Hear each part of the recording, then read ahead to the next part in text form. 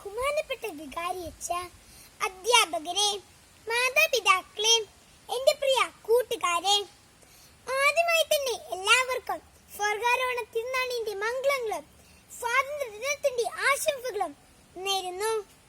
August 15 ഓരോ ഭാരത പൗരനും പ്രത്യേകിച്ച് ഇരട്ടി മധുരത്തിന്റെ ദിവസമാണ്. ഇന്ത്യ സ്വതന്ത്രമായതും അതുപോലെ തന്നെ സ്വയഹിതം മാറ്റിവെച്ച് ദൈവത്തിന് പരിപൂർണമായി കീഴ്വഴങ്ങിയവളും നിത്യവിശുദ്ധയും ഒപ്പം നമ്മുടെ അമ്മയുമായ വിശുദ്ധ കന്യാമറിയത്തിന്റെ സ്വർഗാരോഹണ തിരുനാൾ ഒരുമിച്ച് ആഘോഷിക്കുന്ന അഫുല ഭാഗ്യമാണ് നമുക്ക് കൈവന്നിരിക്കുന്നത്. 1947 ഓഗസ്റ്റ് 15 ഇന്ത്യ ബ്രിട്ടീഷ് ഭരണത്തിൽ നിന്ന് സ്വതന്ത്രമായത്. അതുപോലെ തന്നെ ഈ ദിനം ത്രിവർണ പതാക ഉയർത്തിയും ദേശീയ ഗാനം ആലപിച്ചും സാംസ്കാരിക പരിപാടികളിൽ പങ്കുചേർന്നും വലിയ സന്തോഷത്തോടെ കൂടിയാണ് രാജ്യം ആഘോഷിക്കുന്നത്.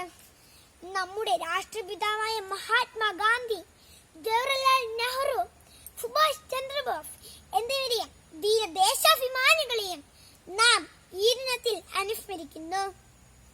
രാജ്യത്തിനു വേണ്ടി ജീവൻ അർപ്പിച്ച എല്ലാ മഹാത്മാക്കളുടെയും ത്യാഗത്തിനു മുമ്പിൽ നമുക്ക് ശിരസ്സു നമിക്കാം.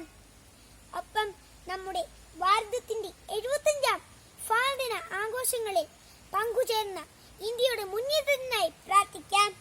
ഒന്നു ചേർന്ന് പ്രവർത്തിക്കാം. എല്ലാവർക്കും ഒരിക്കൽ കൂടി സ്വാതന്ത്ര്യ ആശംസകളും അതോടൊപ്പം സ്വർഗാരോഹണ തിരുനാളിന്റെ മംഗളങ്ങളും ആശംസിക്കുന്നു. നന്ദി.